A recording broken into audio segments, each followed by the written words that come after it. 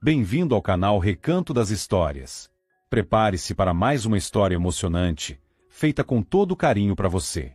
Obrigado por virem prestar homenagem à minha Sofia, murmurou sombriamente o homem de terno preto, usando uma borboleta bordô completamente fora de lugar no lugar da gravata tradicional. Ela esteve doente por muito tempo, mas os médicos não puderam fazer nada. Tão jovem, cochicharam atrás dele. Sandro agora ficou sozinho. E nem chegaram a ter filhos, comentavam. Será que a Sofia deixou alguma herança? O luto fingido do marido deu lugar a um sussurro zombeteiro. Pois é, dividiu bem a herança, não foi, Sofia? Logo em seguida, ele ordenou aos coveiros. Podem se despedir e começar a enterrar. Vai começar a chover. Isso aqui vai virar um atoleiro. Vamos acabar afundando na lama até os tornozelos. Ah! E vão colocar cascalho aqui depois. Fez uma careta, incomodado com o terreno do cemitério. A estrada já estava mesmo sendo levada pela água. Alguns carros não conseguiram chegar até perto e foi preciso carregar o caixão com a ajuda de 3 coveiros. Sandro lançou um olhar crítico aos homens. 2 pareciam beberrões. Mas o terceiro, pálido, alto e magro, lembrava mais um defunto do que um trabalhador comum. Ainda assim, não parecia ser do tipo que bebia. Esse último se aproximou e perguntou baixinho. Posso me despedir também? Você conhecia ela? Estranhou Sandro, franzindo o rosto por causa das gotas de chuva. Vamos logo, fechem o caixão. Já está escurecendo, resmungou impaciente. A dona Sofia Almeida era uma mulher extraordinária. O fundo beneficente dela pagou a cirurgia do coração do meu filho. Ninguém mais quis ajudar. Mas ela nos encontrou, contou o coveiro. Você teve contato direto com ela? Indagou Sandro, grosseiramente. Não, foi com o assistente dela. Mas sou muito grato desde então, respondeu o homem. Meu nome é Mateus, a propósito. Pode ser até apóstolo Pedro, riu Sandro, de repente. Se despeça logo e enterre. Pronto, senhores, o show acabou. A falecida finalmente vai encontrar seu repouso eterno. Vamos embora. As pessoas começaram a se afastar em direção ao portão do cemitério, trocando olhares desconfiados. Era difícil justificar aquele comportamento do viúvo. Mas, na verdade, quase ninguém ali conhecia bem Sandro. Nenhum amigo íntimo compareceu ao enterro. Sandro caminhava em direção ao carro, sem olhar para trás. Por dentro, estava exultante. Ele havia vencido. Mas poucos sabiam disso. Quando a esposa ficou gravemente doente, foi como se uma ideia obsessiva tivesse tomado conta dela. A de que, ajudando os outros, ela mesma poderia se curar. Sofia parecia movida por esse impulso estranho de fazer o bem a todos ao redor, como se isso trouxesse algum tipo de alívio. Primeiro, criou aquele fundo beneficente, que Sandro considerava uma completa perda de dinheiro. Depois, decidiu adotar um órfão. Passava horas com a criança, levava o marido ao orfanato para conhecer o menino. Ela mesma não podia ter filhos. As várias cirurgias haviam sepultado o sonho de ser mãe. Depois disso, Sandro já não conseguia mais enxergá-la como mulher. Chamava-a de velha na cara dela, mesmo que Sofia tivesse apenas 30 anos. Poucos meses antes, já internada, ela ainda falou em dividir todos os bens, incluindo a casa e os negócios, entre os parentes. Chegou até a fazer uma lista, detalhando quem ficaria com o quê. Para o marido, deixaria justamente o fundo beneficente, que consumia rios de dinheiro. Já o restante dos bens iria para pessoas que, na visão dele, eram totalmente aleatórias. Mas o testamento nunca chegou a ser assinado.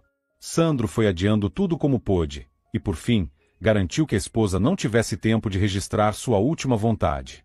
Agora, tudo estava em suas mãos. Nenhum parente distante, e muito menos, o órfão do abrigo tinha direito à herança. Sandro sorriu. Sempre se considerou um vencedor, e aquele casamento, para ele, era um grande jogo. Durante 13 anos, aguentou Sofia, essa mulher que queria salvar o mundo inteiro. Foi ela quem o resgatou da garagem onde ele trabalhava e o contratou como motorista particular. Ofereceu a um rapaz jovem e faminto uma vida de conto de fadas ao se casar com ele. Ela tinha tudo. Mas Sandro nunca se importou em saber como ela havia conseguido. Não quis conhecer a história da família dela. Só achava que Sofia era uma dessas mulheres que nascem com a vida pronta. O que mais o irritava era o fato de que as pessoas do círculo de Sofia nunca o aceitaram. Agora, ele queria provar a todos que era capaz de administrar os negócios. E o dinheiro guardado no banco aquecia seu coração. O cemitério estava vazio. Os coveiros, Sérgio e Alexandre, vestidos de forma leve demais para o clima, andavam ao redor do túmulo e lançavam olhares impacientes para Mateus. Ele era o chefe da equipe, e o único sóbrio naquele trabalho difícil. Mateus observou seus colegas, cujos bolsos estavam pesados com as 2 garrafas de conhaque que haviam recebido do viúvo. Depois voltou os olhos para o caixão. Então disse com um suspiro cansado: "Podem ir para a guarita, eu me viro aqui." "Oh, Mateus, você é gente boa mesmo", murmuraram Sérgio e Alexandre, sorrindo. "A gente faz um brinde lá", completaram, já se afastando. Vão logo." "Tá tranquilo aqui", respondeu ele, dispensando-os com a mão. "Vou baixar com o guincho mesmo." Assim que os colegas desapareceram, Mateus se inclinou sobre o caixão para conferir algo que já o havia intrigado antes. Durante a cerimônia de despedida, ele notou uma leve tremedeira nas pálpebras da mulher. Tocou-lhe a mão e tentou sentir o pulso. Apesar do frio, a pele dela estava mais quente do que se esperaria de alguém morto. E então percebeu um leve pulsar na veia do pescoço. "Mas o que é isso? Estamos enterrando alguém vivo?" murmurou, assustado. "E a autópsia? Será que não fizeram?" Sem perder tempo, tirou Sofia do caixão. Ela era pequena, e depois da doença, parecia ainda mais leve. Enrolou-a em seu casaco grosso e a colocou com cuidado sob a cobertura de uma sepultura vizinha, fora da vista de curiosos. Depois, fechou rapidamente o caixão e o baixou com um guincho. A tampa cedeu quase de imediato. O viúvo tinha claramente economizado no material. A madeira nobre era só aparência. Mateus começou a jogar terra na cova, torcendo para que os colegas demorassem com a bebida. Quando terminou, já era quase noite. Escurecia cedo, e as nuvens não ajudavam. Guardou as pás na guarita, onde os outros coveiros estavam meio sonolentos junto com o vigia do cemitério. Sem se despedir, foi até a mulher, pegou um carrinho de mão, daqueles usados para levar lixo, e com ele levou Sofia até o portão do cemitério. Depois, a colocou cuidadosamente no banco de trás de sua velha caminhonete. Devolveu o carrinho ao lugar, voltou, entrou no carro e deu a partida. O trajeto era curto, só alguns quarteirões, mas ele preferiu agir discretamente. O bairro era pequeno e os vizinhos, curiosos. Ao chegar em casa, estacionou sob a cobertura no quintal, pegou Sofia nos braços e a levou para dentro. Colocou-a em sua cama e a cobriu com cobertores. Ela estava definitivamente viva. As pálpebras tremiam com mais frequência, embora a respiração ainda fosse quase imperceptível. Mateus olhava para ela tentando decidir o que fazer.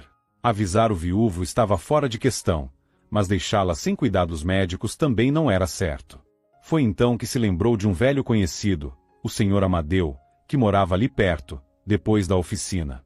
Desde que a esposa havia falecido, o homem vivia recluso. Mas, até 5 anos antes, ainda trabalhava como paramédico na ambulância, era quem todos recorriam em caso de cortes e machucados. Depois, fechou-se em si mesmo e passou a tratar as pessoas como cães vadios. Apenas com Mateus mantinha algum contato. Mateus tinha conseguido para ele um bom espaço no cemitério para enterrar a esposa e ainda ajudava a cuidar da sepultura. Por isso, sem hesitar, correu até a casa do Sr. Amadeu e começou a bater na porta com força. "Que escândalo é esse, criatura? Não adianta bater feito louco", resmungou o velho lá de dentro. "Amadeu, sou eu. Aconteceu uma coisa." Mateus hesitou. Sabia que, sem mostrar, ele não acreditaria. "É para levar a maleta ou nem precisa de atendimento?" Ironizou Amadeu. "Leva tudo o que tiver de mais forte." "O que vocês usam para casos de letargia?" disse Mateus, aflito. "Ah, vai te catar", bufou o velho, já começando a se vestir. "Nunca vi nada parecido. Mas agora vou ver com os próprios olhos", murmurou, sombrio. "Precisa passar na farmácia. Só compra soro para aplicar na veia. Aqui em casa não tem. E me dá a chave da sua casa, não temos tempo a perder." Mateus saiu às pressas. Amadeu suspirou fundo, colocou os óculos e pegou sua maleta pesada, indo direto para a casa do vizinho. Por sorte, a rua estava deserta àquela hora. 15 minutos depois, Mateus voltou ofegante, com pacotes de soro nas mãos. Amadeu já estava aplicando uma injeção. Sofia estremeceu, como se tivesse levado um choque. Em seguida, sua respiração ficou mais forte. Os olhos se moviam rápido sob as pálpebras. Mateus ficou parado na porta, sem reação. Então, ela abriu os olhos. Calma, sou paramédico, disse Amadeu, em tom tranquilo. Vamos aplicar o soro agora. Fique deitada, sem se mexer. Estou enjoada, sussurrou Sofia. Está tudo girando, murmurou Sofia. E não é para menos. Você está com todos os sintomas de envenenamento. Alguma substância que diminui os batimentos cardíacos, resmungou o Sr. Amadeu. Agora, se é algo natural ou não, só um exame toxicológico vai dizer. Mas eu não comi ervas nem cogumelos no jantar, sussurrou Sofia. Eu estava com uma dieta especial no último mês. Não conseguia comer nada sólido, só tomava líquidos. Estava fraca demais. E continua. Tá magrinha como um passarinho, disse o paramédico, balançando a cabeça. Agora vamos ver onde conseguimos achar uma veia. Hein? Está toda furada. Aguenta firme, querida. Vamos tirar um pouco de sangue e depois colocar o soro. Temos que tirar essa porcaria do seu corpo. E se sentir enjoo, não precisa ter vergonha. Um pouco de água, pediu ela, com os lábios secos. Mateus, traz água logo, ordenou o velho. Não fica aí parado, vai me ajudar. Sofia bebeu um pouco e logo voltou a cair num estado de sonolência. Ela ainda respirava, sentia o catéter no braço, mas se permitiu relaxar e adormeceu aquecida. Enquanto isso, o Sr. Amadeu ligou para um velho conhecido e pediu para Mateus levar a amostra de sangue para análise. Ele só voltou cerca de 1h30 depois. Sofia ainda dormia, mas seu rosto agora estava mais corado e os lábios já não tinham aquele tom arroxeado. Pela manhã, quando Mateus saiu para o trabalho, ela ainda estava nesse estado de semi-inconsciência. Pode ir tranquilo, garantiu o velho. Eu fico de olho nela. Mas Mateus passou o dia inteiro pensando em Sofia. Recriminava-se por não ter chamado uma ambulância, com medo de que os cuidados de um paramédico aposentado não fossem suficientes. Quando voltou para casa no fim do dia, encontrou Sofia sentada na cama, tomando caldo quente aos poucos. O aroma se espalhava pela casa, e o Sr. Amadeu estava ali por perto, com um ar satisfeito, embora exausto. Tá aí, Mateus. Tua defunta está viva e inteira, disse ele, dando uma risada. Já identificamos o veneno no organismo. Agora é repouso e boa alimentação. Ela precisa recuperar as forças. Então não era brincadeira. Vocês realmente me tiraram de dentro de um caixão? Sofia arregalou os olhos. Espera. E a autópsia?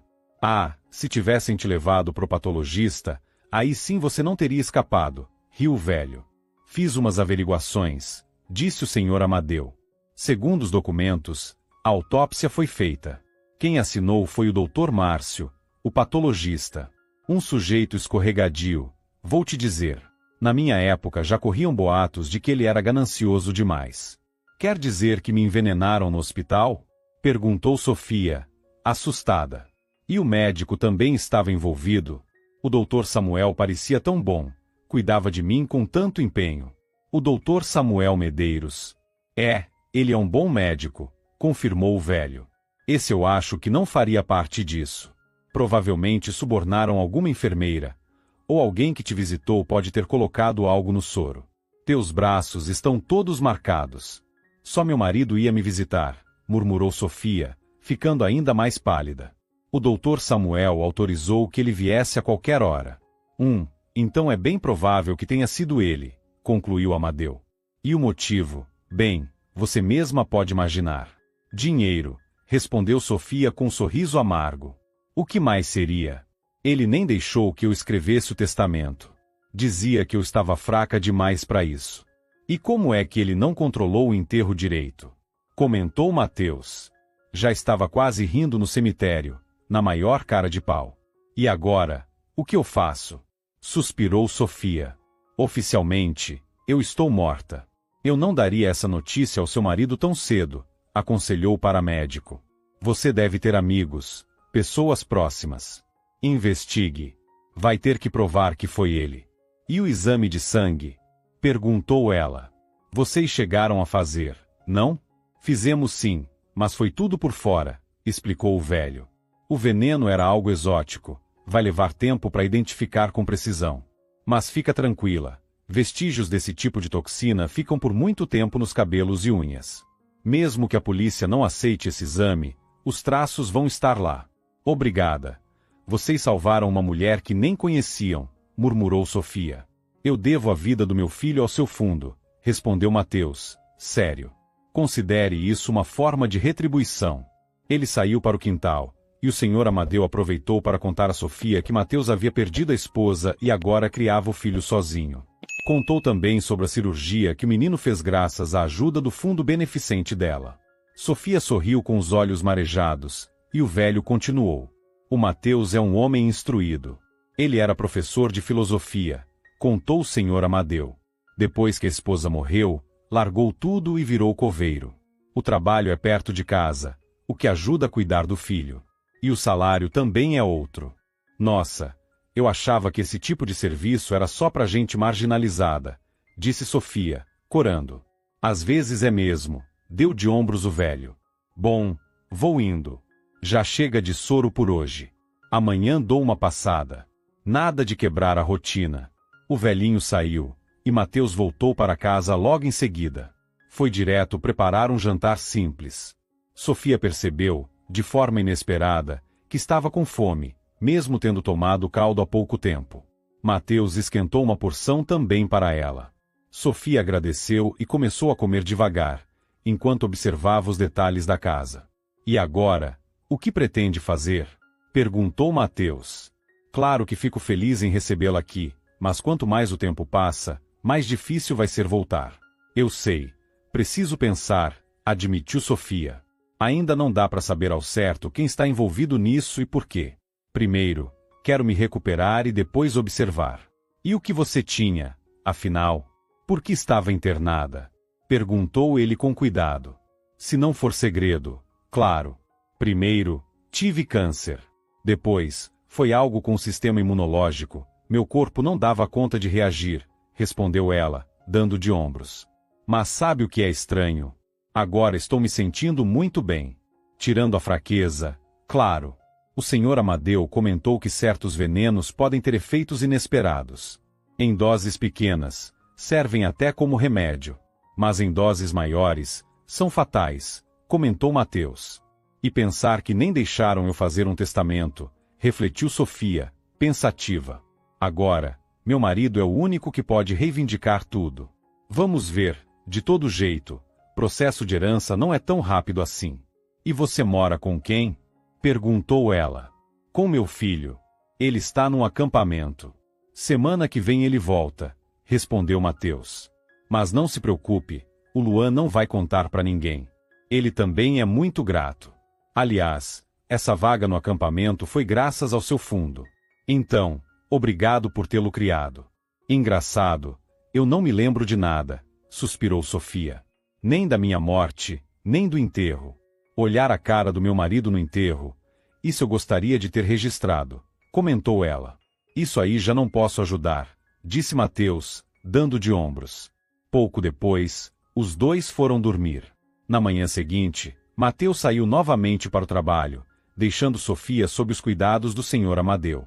O paramédico já havia liberado que ela se levantasse aos poucos, e agora Sofia treinava para reaprender a andar, algo difícil depois de tanto tempo acamada. Mas Mateus teve surpresas no cemitério. Logo cedo, vários enterros um atrás do outro. Sérgio e Alexandre já estavam bêbados antes do meio-dia e foram dormir na guarita. O administrador, então, decidiu acompanhar Mateus pessoalmente, prometendo demitir os dois preguiçosos. Trabalharam com as pás até o final da tarde. Depois, o administrador, senhor Arthur, chamou Mateus até a sepultura onde deveria estar enterrada Sofia. E estava com uma expressão bem desconfiada. Não tem nada para me explicar? Perguntou ele, olhando para o monte de coroas de flores. Sobre o quê? Respondeu Mateus, tentando esconder o nervosismo. A cova cedeu, disse Arthur, levantando a sobrancelha. Parece que você e seus parceiros fizeram um serviço mal feito. Pode ir me contando o que aconteceu aqui. Foi tudo normal, deu de ombros Mateus.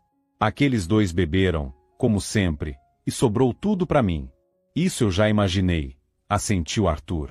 Mas por que a terra cedeu? Vai dizer o quê? Talvez a chuva tenha encharcado o solo, respondeu Mateus, tentando manter a calma. O caixão era de compensado, muito frágil, só tinha aparência de resistente. Pode ter quebrado enquanto eu jogava a terra. É uma teoria interessante, murmurou Arthur com um sorriso torto. Mas eu sei de tudo, Mateus. E por ficar calado, estou considerando pedir uma boa quantia de dinheiro.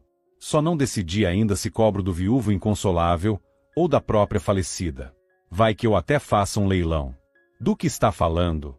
Perguntou Mateus, sentindo um calafrio. Instalamos câmeras aqui na semana passada, disse Arthur, satisfeito. Com visão noturna. Cansei dos teus colegas preguiçosos. E adivinha o que minhas câmeras registraram anteontem à noite? Então o senhor não confia nos funcionários? Ironizou Mateus, tentando ganhar tempo. Confiança é bom, mas manter a ordem é melhor, resmungou Arthur. No começo achei que você tinha enlouquecido, levando o cadáver para casa. Mas depois vi a morta se mexendo. Aí entendi que tinha algo muito errado. Arthur, por favor, não conte nada a ninguém por enquanto, pediu Mateus. Vou falar com ela a respeito do dinheiro. E outra coisa, se existe uma gravação, posso conseguir uma cópia? Perguntou Mateus. Então está viva mesmo, riu Arthur. Por que não esperar mais um pouco, né? Mas fica avisado, o relógio já começou a contar. A cada dia, o valor dobra. Vamos começar com 100 mil. Vou conversar e te dou uma resposta amanhã, assentiu Mateus. E quando chegam os novos coveiros? Porque esses aí não servem para nada. Para que mais gente agora? Debochou Arthur. Vou multar os dois. Eles vão aparecer no trabalho direitinho. Mateus guardou as pás na guarita e voltou para casa a passos lentos. Entendia o lado do administrador. Sabia que Sérgio e Alexandre já tinham feito de tudo naquele cemitério. Vendiam objetos dos túmulos, às vezes até pegavam comida das oferendas. Mas se arrependeu profundamente de ter sido pego pelas câmeras. Aquilo complicaria ainda mais a situação de Sofia. Por que essa cara triste? Perguntou ela com leveza quando ele entrou. Fiz chá. Estava te esperando. Nossa aventura de anteontem foi gravada pelas câmeras do cemitério, disse Mateus, sério. E agora o administrador quer dinheiro. Começou pedindo 100 mil. Mas pelo menos tem uma notícia boa. Você vai poder assistir a gravação do seu enterro. Uau! Isso vai ser interessante, disse Sofia. E sobre o dinheiro, bom, não tenho documentos nem acesso às contas. Mas vou dar um jeito. Só que você vai ter que ir buscar. Onde? Quis saber Mateus. Em um cofre bancário, respondeu Sofia. O contrato foi feito de forma que só os códigos de acesso bastam. Se você disser as senhas certas, eles liberam. Foi ideia do meu tio. Por precaução. Meus pais morreram cedo, e ele foi quem me criou. Depois que ele morreu, todo o negócio e os bens ficaram comigo. É claro que alguns parentes não gostaram nada disso. Por isso acho que o Sandro vai enfrentar uma bela disputa pela herança. Na verdade, boa parte do patrimônio é do meu tio. E quem vai me entregar o que está nesse cofre? E eu pego tudo mesmo? Encheu-se de perguntas Mateus. Sim, pega tudo. A gente não sabe por quanto tempo vou ficar nessa situação. Vou te escrever uma carta para o gerente, sem data. Tanto faz quando ela foi escrita. O importante é que está assinada por mim. Ele era um velho amigo do meu tio. Certo. E quando tenho que fazer isso? Perguntou Mateus, visivelmente apreensivo. A quantia vai subir todo dia, não é brincadeira, comentou Mateus, preocupado. Então talvez amanhã cedo, sugeriu Sofia. Para que adiar? O Sandro sabe da existência do cofre, mas não tem os códigos. E como ele tem certa amizade com o gerente, pode tentar convencê-lo a abrir por camaradagem. Na manhã seguinte, Mateus avisou ao administrador que só viria pro turno da tarde. O homem, animado com a promessa de pagamento, prontamente liberou o turno. Mateus chegou ao banco logo na abertura. Mas não foi recebido com simpatia. Mas o que é isso agora? Resmungou o senhor Augusto, o gerente. O conteúdo da caixa faz parte da herança. Não vou permitir que o viúvo seja roubado. Pelo que sei, o contrato diz outra coisa, respondeu Mateus com firmeza. O senhor pode reler e confirmar. Ah, como se eu não soubesse o que está escrito, retrucou o gerente, irritado. Aparecem cada vez mais golpistas por aqui. Não estou tentando enganar ninguém. Não lhe fiz mal algum, disse Mateus com calma. Aqui está a carta. E vou dizer o código. O que mais é necessário, segundo o contrato? Está bem, resmungou o gerente após ler a carta. Vamos até a caixa. Nosso banco cumpre seus compromissos. Ótimo, assentiu Mateus. Tenho certeza de que os clientes agradecem por isso. Desceram então até a área reservada, com várias portas de ferro. Mateus nunca havia estado ali e olhava tudo com curiosidade. O senhor Augusto se aproximou da caixa indicada. Mateus informou o código. A portinhola se abriu. Dentro havia um pacote de papel grosso, pesado. Mateus o pegou sem abrir, embora o gerente tenha tentado conferir o conteúdo, sem sucesso. Contrariado, ele acompanhou o visitante até a saída. Assim que voltou à sua sala, discou um número. Do outro lado da linha, uma voz resmungou. O que foi agora? Enquanto você se diverte por aí, a herança está escapando pelas suas mãos, disse o gerente. Um conhecido da Sofia acabou de retirar o conteúdo da caixa do banco. Mas o que você está falando? Como assim? Por que deixou? Gritou Sandro no telefone, tentando conter a raiva. E o que eu podia fazer? Deu de ombros o gerente. Ele tinha os códigos, as senhas. E ainda por cima trouxe uma carta assinada pela sua esposa. Essa assinatura é falsa. Ela nem conseguia segurar uma caneta há 2 meses. Gritou Sandro. Com quem você acha que está lidando? Você entregou meu dinheiro para quem? Um tal de Mateus, respondeu o senhor Augusto. Estava todo de preto, alto, magro. Foi ele quem veio. E o que você quer que eu faça? Continuou o gerente, impassível. O contrato foi feito desse jeito. Não dava para negar. E sinceramente, eu não esperava por isso. Augusto, para de fingir. Gritou Sandro.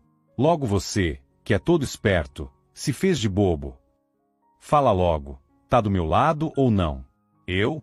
Tanto faz, respondeu o gerente com indiferença. O banco cumpriu o contrato. O que tinha dentro da caixa não é problema meu. Ela tá morta, e você deixou me roubarem. Rugiu Sandro. Enfim, pelo menos teve a decência de avisar. Desligou o telefone furioso e começou a se arrumar. Pela descrição, sabia que se tratava do coveiro. Agora queria descobrir que tipo de relação ele tinha com sua esposa. Enquanto isso, Mateus entregava o pacote a Sofia. Ela já estava visivelmente melhor. Havia encontrado no armário roupas da falecida esposa de Mateus e agora andava pela casa usando um conjunto esportivo. Afinal, vestidos e chinelinhos brancos não combinavam com a vida real. Aqui está, disse Mateus, entregando-lhe o conteúdo da caixa. 2 milhões. Nem é tanto assim, disse Sofia, contando os maços. O resto não dá para usar sem passar por um processo. Essas joias eram da minha tia. Os joalheiros conhecem bem. Aliás, aqui está a parte pro administrador. Completou, estendendo uma quantia a ele. Eu nunca vi tanto dinheiro junto. E você ainda diz que é pouco? Admirou-se Mateus. Meu antigo negócio gerava isso em um dia, respondeu Sofia, com um leve sorriso. Você tem cofre em casa? Perguntou ela. Claro que não, mas dá para esconder no porão. Tem um armário lá, sugeriu Mateus. Então mostra. Vai que eu tenha que me esconder por muito mais tempo. Ah, e isso é para você usar com o que precisar. E paga também o senhor Amadeu. Melhor que você mesma entregue. Ele não aceita nada de mim, murmurou Mateus. Tá bom, mas agora vai lá e acerta com o chantagista, disse Sofia. Depois a gente pensa no que fazer. Mateus saiu. Do lado de fora do cemitério, Escondido entre os arbustos, Sandro aguardava. Já havia entendido que o coveiro não estava no trabalho e resolveu esperar um pouco mais. Logo, viu Mateus se aproximar e entregar o dinheiro para um homem de terno. Em troca, recebeu dele um pendrive. Depois, apressou-se em sair do cemitério rumo ao bairro residencial. Sandro partiu atrás dele. Sofia, aqui está a gravação, disse Mateus, ao entrar em casa e entregar a ela o pequeno dispositivo metálico. Só tem um problema. A gente não tem computador. Como você vai assistir? O que foi? Sofia? Está viva? Interrompeu uma voz na porta. Era Sandro, o marido, que apareceu assumindo a pose de marido traído. Como é que é isso? O que aconteceu? Você fingiu sua morte de propósito. Só para me expor na frente dos meus amigos, sócios, virar motivo de piada na cidade inteira. Para de fingir surpresa, rebateu Sofia, com desprezo. Ninguém mais teria interesse na minha morte, só você. Ai, não começa. Eu vim aqui, na verdade, para te salvar desse chantagista, continuou ele, mantendo a pose. Vamos para casa. Vamos juntos à polícia denunciar esse homem. Cai fora daqui. Rosnou Sofia entre os dentes. Mateus, tira ele daqui, por favor. Não quero nem olhar para ele. Não encosta em mim, retrucou Sandro, que, com o dobro do tamanho do magro coveiro, tentava intimidar. Sandro, eu sei que você quer me manipular, mas acabou. Vá embora ou eu chamo a polícia, ameaçou Sofia, firme. Mateus começou a empurrá-lo em direção à saída. Sandro então partiu para cima dele. A briga começou. Sandro, bem mais forte, levou vantagem e derrubou Mateus no chão. Ele caiu com violência, batendo a cabeça no canto de uma mesa. Ficou imóvel. Sandro ficou paralisado por um instante, olhando para o corpo caído, depois saiu correndo da casa. Sofia, em desespero, ligou para a ambulância, enquanto observava horrorizada o vermelho escuro escorrendo da cabeça de Mateus. Os paramédicos chegaram rápido, o levaram para o hospital e avisaram que informariam a polícia local. Sofia ficou esperando notícias. No momento, não podia fazer mais nada. Enquanto isso, Sandro tentava reverter a situação a seu favor. Foi direto até a delegacia e registrou um boletim de ocorrência. O que aconteceu? Perguntou o delegado, um homem por volta dos 40 anos. Carlos. Delegado Carlos, gaguejou Sandro. Nem sei por onde começar. Acho que fui vítima de um golpe muito estranho. Veja bem, minha esposa ficou doente por muito tempo. Depois morreu. Eu mesmo organizei o funeral, escolhi o caixão. Mas aí descobri que Sofia está viva. E o cúmplice dela é o coveiro. Hoje eu segui e os peguei no exato momento em que ela agredia esse homem. Disse Sandro, teatral. Por favor, me ajude. Estou com medo pela minha vida. Essa mulher é capaz de tudo. O senhor tem certeza do que está dizendo? Perguntou o delegado Carlos, desconfiado. Se quiser, pode ficar aqui sob proteção, em uma cela. Obrigado, mas prefiro ficar em liberdade, desconversou Sandro. Mas alguma coisa precisa ser feita. Vou passar o endereço. Tem um corpo lá. Vão até lá, prendam essa mulher e minha vida deixará de correr perigo. Entendido. Mas o senhor não deve sair da cidade por enquanto, avisou o delegado. O importante é prendê-la logo, insistiu Sandro. Vai saber o que mais essa maluca é capaz de fazer.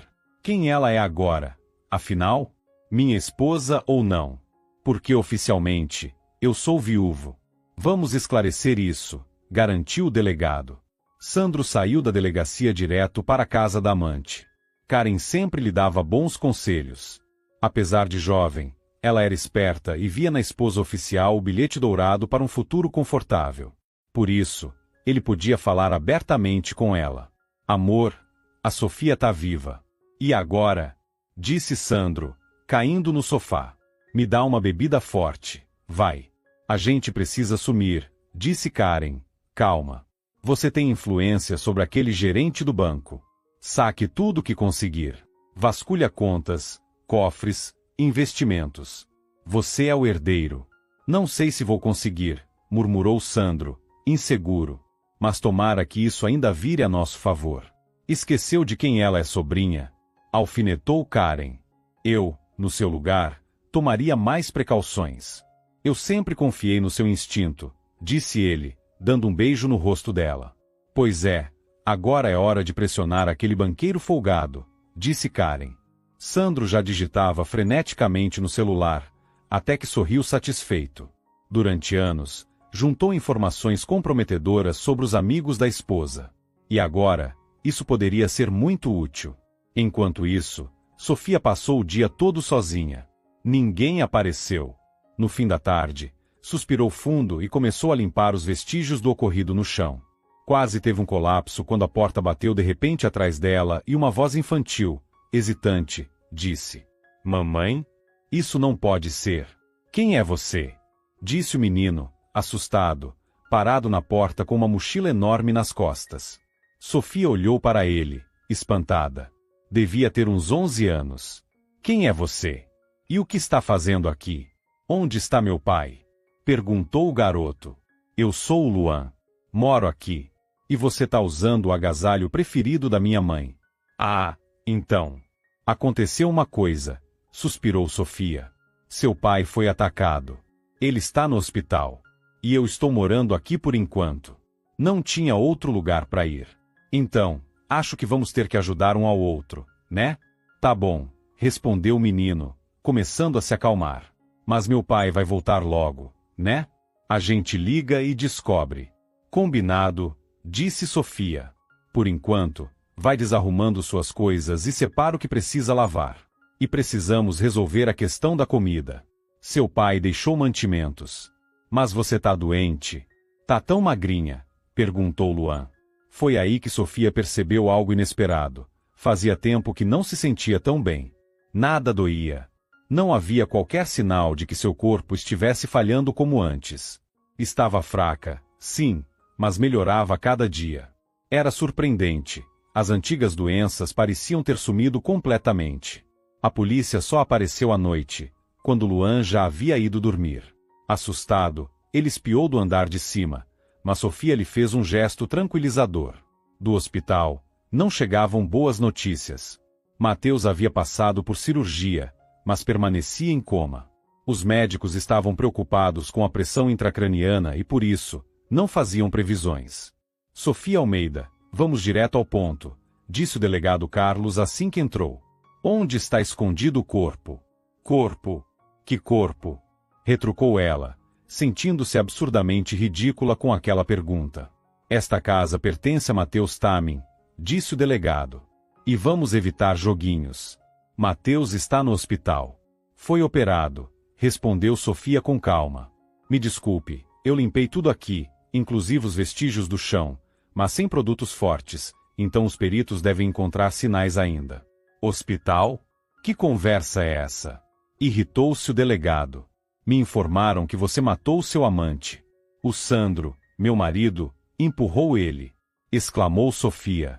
A ambulância que chamamos não avisou que viria o delegado? Eles prometeram informar. Tá certo. Vamos começar do início, disse o delegado Carlos, sentando-se à mesa.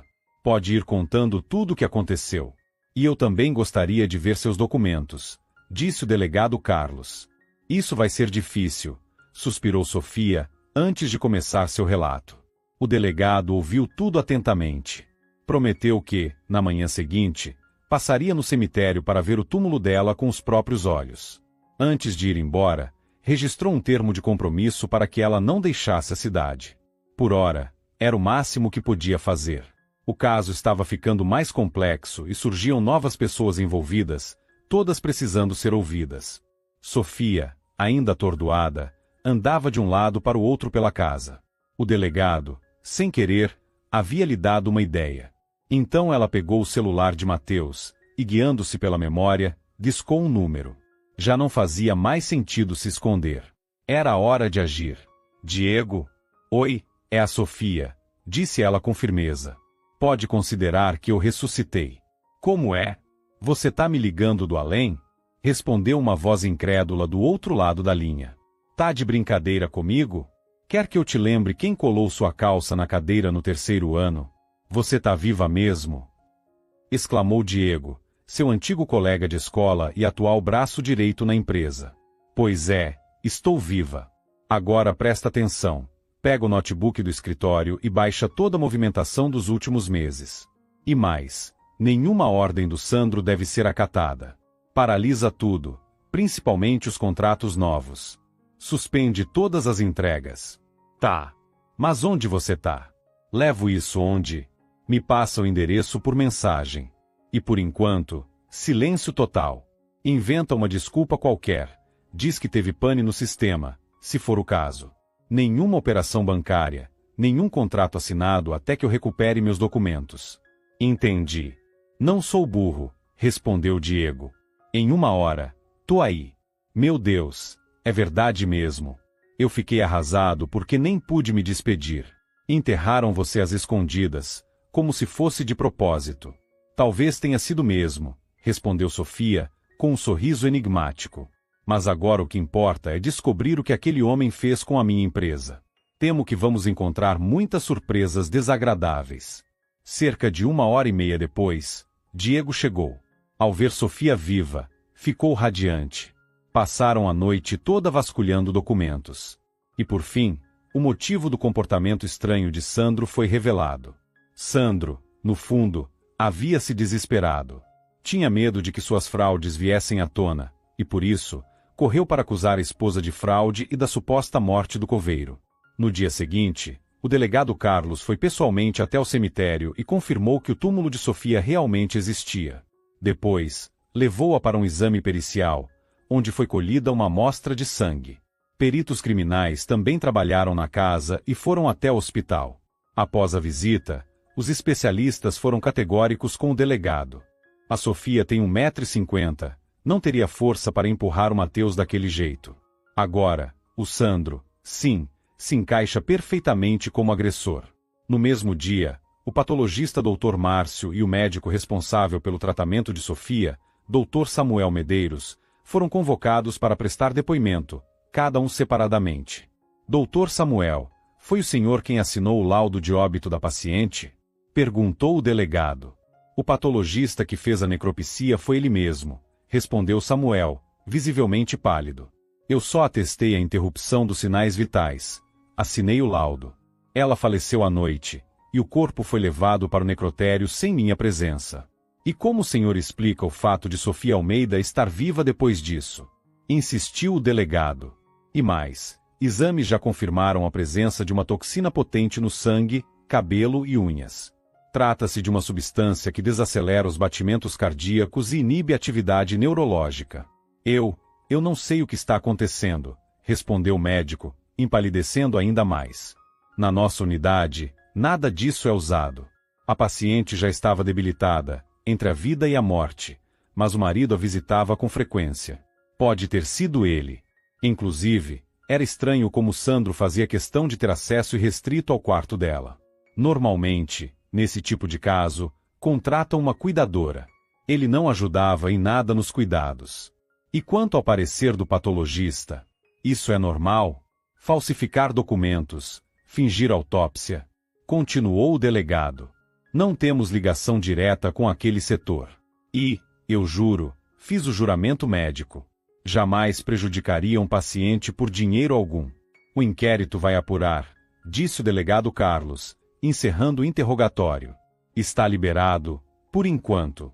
O médico saiu da sala, e no corredor, deu de cara com a própria Sofia, viva e andando normalmente. Assustado, recuou como se tivesse visto um fantasma. Ela, que supostamente não deveria nem conseguir andar sozinha, caminhava com firmeza, vestindo tênis e o agasalho esportivo. Em seguida, participou do próximo interrogatório. Muito bem, senhor Dr. Márcio, o senhor realizou a necropsia da senhora Sofia Almeida? Questionou o delegado Carlos, com um olhar severo. Acho que sim, se minha assinatura está lá, respondeu o patologista com um sorriso debochado. Eu pego uns 5 corpos por dia. Nem lembro de todos. Quem preenche a papelada são os assistentes. Perfeito, assentiu o delegado. Solicito então a entrega dos materiais para análise dos nossos peritos. Imagino que os fragmentos de tecido ainda estejam disponíveis. Acontece que o técnico cometeu um erro e mandou tudo para descarte, respondeu o patologista, fazendo uma careta como se tivesse engolido vinagre. Às vezes isso acontece. Ele já foi advertido, com rigor. Que pena, disse o delegado, num tom irônico. Sofia, lamento informar que seu fígado e seu baço não poderão ser devolvidos. Foram descartados, entende? Puxa vida, que situação constrangedora, disse Sofia, entrando no gabinete com sarcasmo. Eu tinha esperanças de recuperar tudo. Ao vê-la, o Dr. Márcio ficou lívido, depois vermelho de vergonha, e enfim se recusou a continuar falando. Foi detido imediatamente. O necrotério passou por uma batida policial, e toda a documentação foi apreendida. Um escândalo estava prestes a estourar. O delegado, encerrando o interrogatório, olhou para Sofia com visível cansaço e disse que estava emitindo um mandado de prisão para seu marido. Ela apenas assentiu, satisfeita. Depois de ouvir as desculpas formais da delegacia, saiu apressada rumo ao hospital. Mas o estado de Mateus continuava inalterado. Na sequência, foi ao fórum, levando consigo um documento emitido pela polícia. Ela precisava reverter oficialmente a declaração de óbito e recuperar seus documentos, sem os quais nada poderia ser resolvido. O pedido foi aceito, mas o tribunal alertou que o processo levaria cerca de um mês. De lá, foi direto encontrar Luan, que esperava ansioso por notícias do pai. O menino estava muito abalado, e Sofia decidiu distraí-lo com um passeio. Foram a um grande shopping center, onde compraram roupas novas para os dois. Ela ainda aproveitou para presenteá-lo com um notebook para os estudos, e um videogame também. Luan ficou empolgado com os presentes, mas a preocupação com o pai não o deixava completamente tranquilo. Em casa, Luan perguntou: "E se o papai não melhorar, o que vai acontecer comigo?" "Ele vai sim, tenho certeza", respondeu Sofia com firmeza. "Enquanto isso, vamos ficar nós dois aqui. Tudo vai dar certo. Você não vai me abandonar, né?" disse o menino com os olhos marejados. A mamãe também ficou doente por muito tempo, e depois, ela se foi. "Pois é, e eu fui até enterrada", sorriu Sofia, tentando aliviar o clima. "Mas olha só, tô aqui, viva. E vou encontrar os melhores médicos pro seu pai. Pode confiar." "Tá bom, eu vou tentar não me preocupar", disse Luan. O vovô Amadeu também disse que tudo vai ficar bem. E ele é médico. Sofia não corrigiu o menino, explicando que o vovô Amadeu era apenas paramédico. O que eles precisavam, naquele momento, era de fé, de acreditar em um milagre. Depois, ela se lembrou de outra criança e perguntou com cuidado: "Sabe, eu estava pensando em adotar um menino do orfanato. Você gostaria de conhecê-lo? Estou planejando visitar ele amanhã." "Claro", sorriu Luan. "Mas só depois da escola, tá?" Ela o colocou na cama e voltou a analisar os relatórios da empresa, enquanto enviava instruções a Diego. Logo descobriu que Sandro havia desviado quantias consideráveis nos últimos 2 meses, referentes a pedidos que nunca foram entregues. A empresa teria que reconstruir sua reputação e cumprir os contratos para evitar ações judiciais. Os prejuízos seriam grandes, mas ainda assim, menores do que um escândalo público. Foi só naquele momento que Sofia compreendeu a dimensão do golpe que o marido havia armado. Ele claramente nunca imaginou que ela sobreviveria, caso contrário, teria agido com mais cautela. Uma semana depois, o delegado Carlos entrou em contato. O Sandro desapareceu. Sumiu sem deixar rastro. Sofia suspirou e decidiu verificar pessoalmente a situação das suas contas bancárias. Foi ao banco ainda com a declaração da polícia em mãos. Lá, foi recebida pelo mesmo Sr. Augusto, que não parecia nada contente. "Preciso de um extrato de todas as minhas contas", pediu Sofia, com um leve sorriso. "Não posso te dar. Você está morta, lembra?" disse o gerente, tentando parecer calmo. "Augusto, você sabe que eu posso pedir uma auditoria completa neste banco", retrucou Sofia com um sorriso venenoso. "E quando isso acontecer, todos os seus clientes vão ficar sabendo das suas colaborações." "Mas o dinheiro não tá mais aqui", gaguejou ele. "O Sandro sacou tudo. Ele me chantageou." "E com que autoridade você entregou meu dinheiro para ele?" perguntou Sofia, encarando-o. "E se esse homem já tiver assumido oficialmente a herança? Ironizou Sofia. Não, o cartório não confirmou nada nesse sentido, respondeu o Sr. Augusto, hesitante. E todas as procurações feitas em nome da esposa não perdem validade quando ela morre? Ou não é assim que funciona?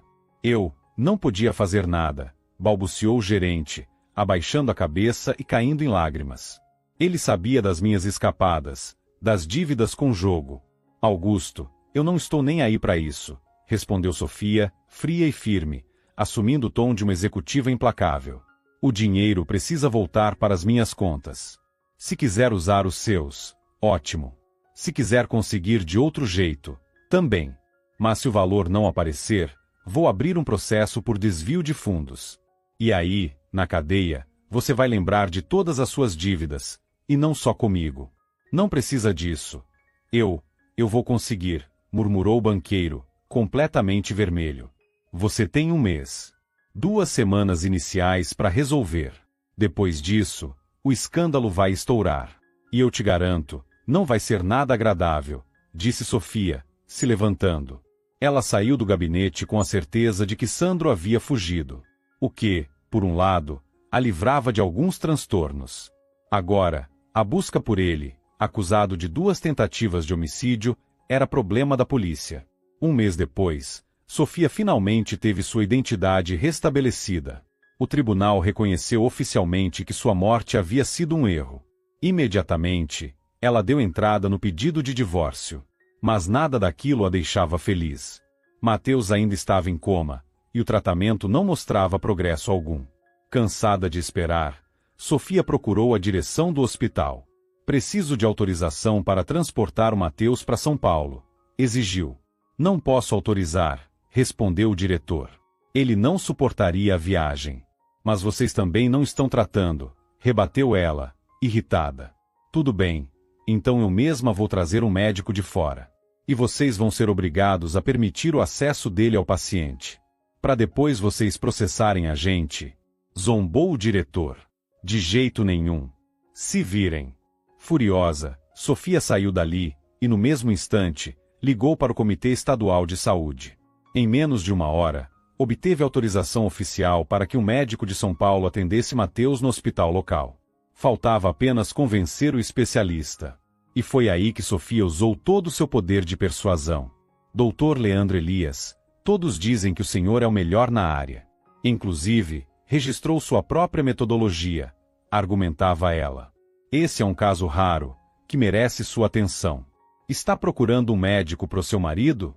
Perguntou o doutor Leandro. Não, na verdade, eu devo a vida a esse homem, explicava Sofia ao telefone. Eu entendo que é véspera de Ano Novo, feriado, férias, mas eu cubro todos os custos. Pode pedir o que quiser, eu pago tudo. Só, por favor, traga o Mateus de volta. O filho dele está esperando por ele. Tudo bem, vou examinar o paciente. Mas você vai precisar comprar os equipamentos da lista. Duvido que sua cidade tenha isso disponível no hospital, suspirou o doutor Leandro. E a viagem também fica por minha conta, certo? Tudo, o que for necessário, garantiu Sofia, sorrindo vitoriosa. 2 semanas depois, logo após o Ano Novo, o médico vindo de São Paulo já examinava Mateus.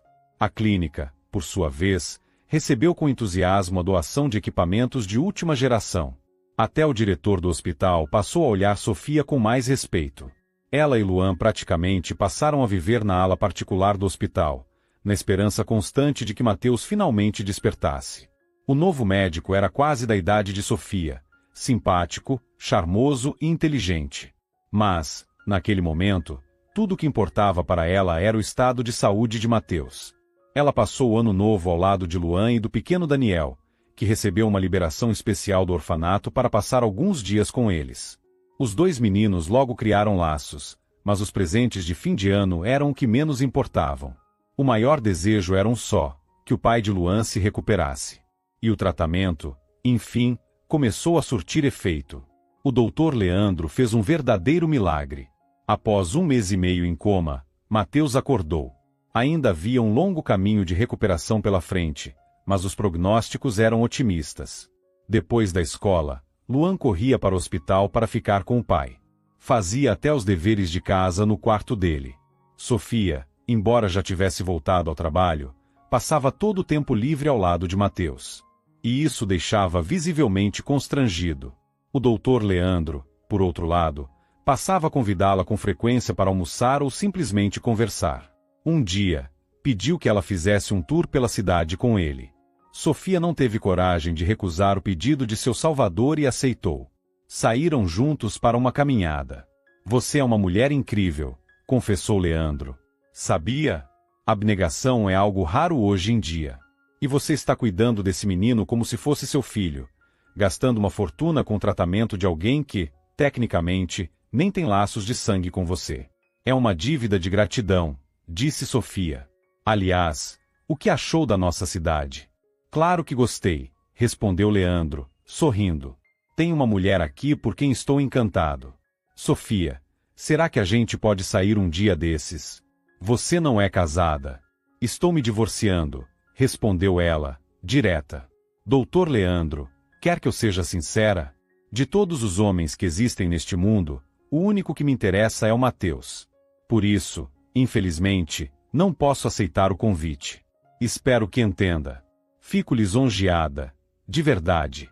Mas eu amo outro homem. Só espero que isso não interfira no tratamento dele. Entendi, disse Leandro, decepcionado.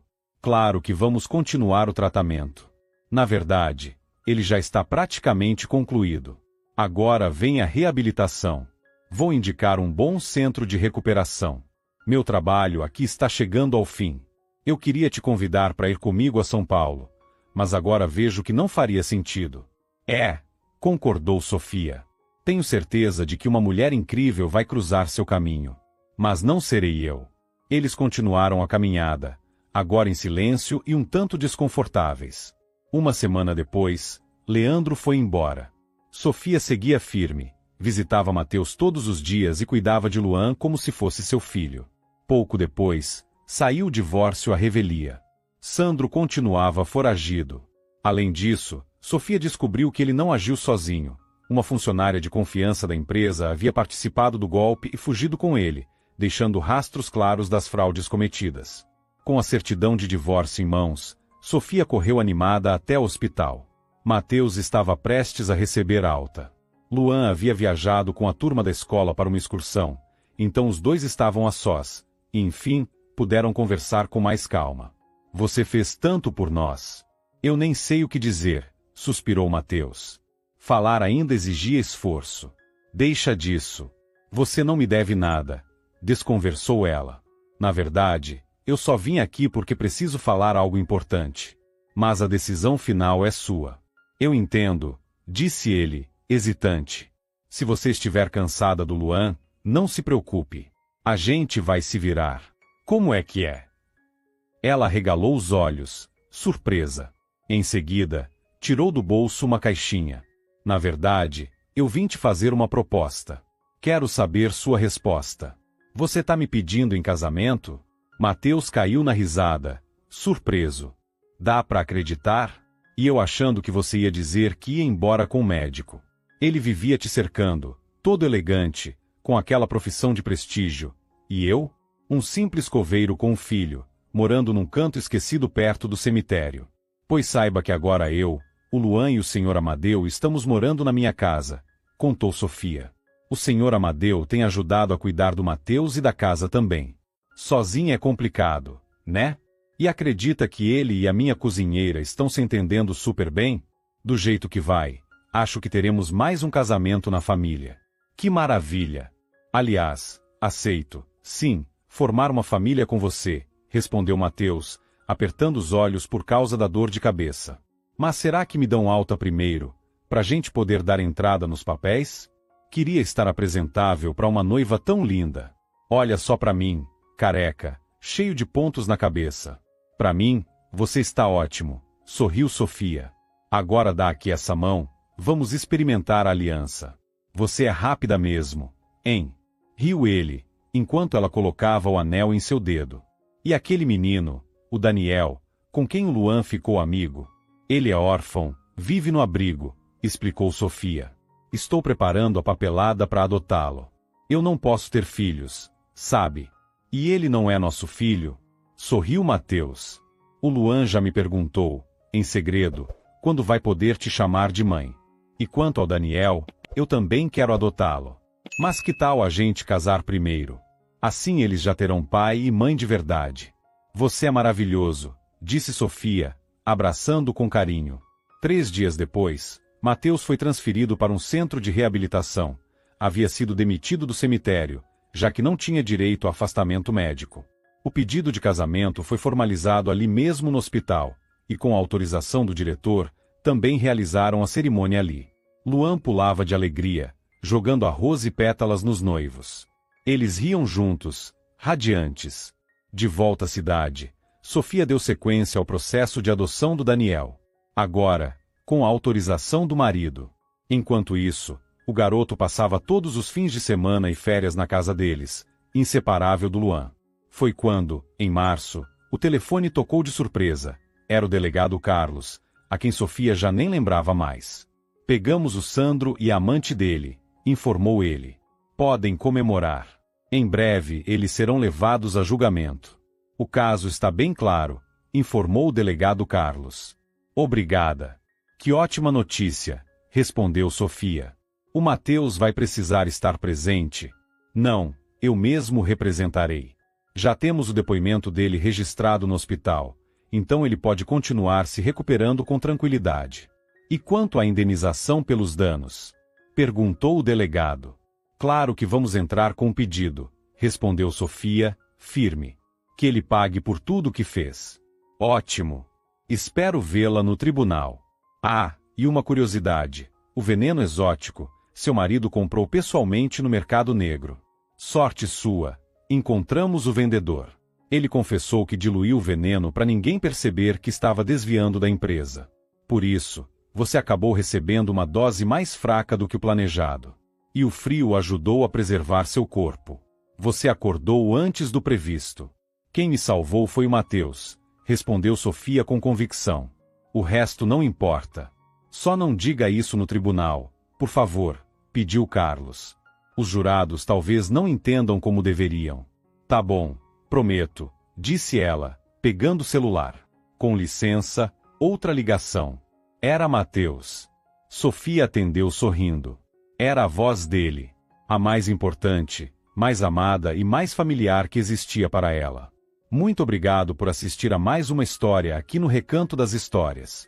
Se gostou, não se esqueça de curtir. Para você é só um clique, mas para mim, faz toda a diferença.